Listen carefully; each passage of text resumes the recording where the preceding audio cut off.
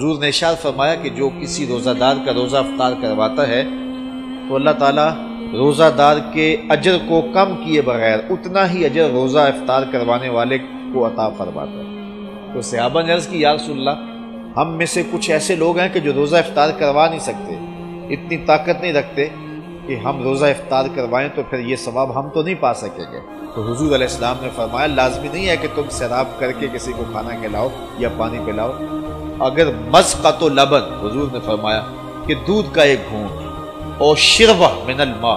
یا پانی سے ایک گھونٹ، یا حضور نے فرمایا کہ کھجور کا ایک ٹکڑا بھی اگر کسی نے دے کے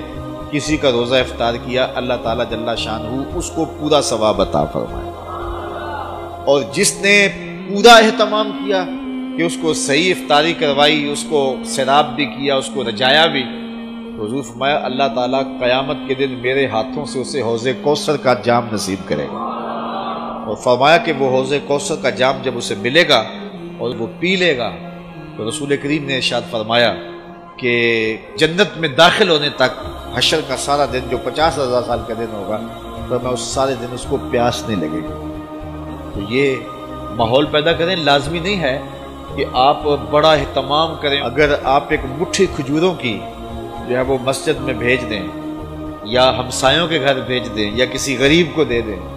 کہ جناب آج یہ روزہ میری جانب سے آپ کھول لیں، تو وہ کھجور دی ہوئی بھی پورے روزے کا ثواب نامہ اعمال میں درج کر دے گی۔ کسی کو گھونٹ پانی کا پلا دیں تو وہ نامہ اعمال کے اندر مکمل ثواب روزے کا لکھ دیا جائے گا۔ اور اگر اللہ نے آپ کو وسعت دی ہے، یہ سیاسی افطاریاں چھوڑیں، ان لوگوں کو روزہ افطار کروائیں جنہوں نے روزہ رکھا ہوا ہے۔ یہ آج کل یہ بھی فیشن ہو گیا ہے کہ اپنی نمائش کے لیے افطاری کروائی جاتی ہے، اس میں کوشش ہو جاتی ہے کوئی وزیر مل جائے، کوئی MNA صاحب مل جائیں، کوئی MPA صاحب مل جائیں،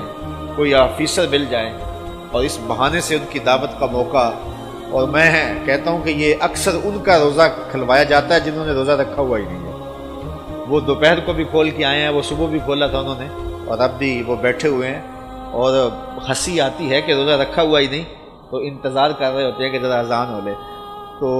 یہ سیاسی افطاریاں چھوڑیں۔ حضور نے ارشاد فرمایا صحابہ کو کہ تمہارے دسترخوان سے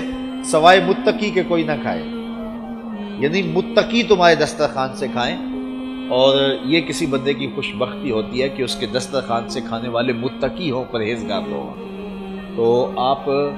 اللہ کی مخلوق کو دیں اگر کوئی بھوکا ہو، لیکن اگر دعوت کرنے کا شوق ہو تو کسی فقیر آدمی کو، کسی غریب کو، کسی مسکین کو۔ یار جو یعنی ایک کونا کاٹ کے جو ہے وہ لیگ پیس سے باقی پھینک دے گا، اسے کیا قدر؟ وہ جس غریب کو کبھی کچھ ملا نہیں، جب اس کو کھلائیں گے تو اس کی روح بھی دعائیں دے گی، اس کا دل بھی دعائیں دے گا، اور اللہ کی رحمتیں تمہارے اوپر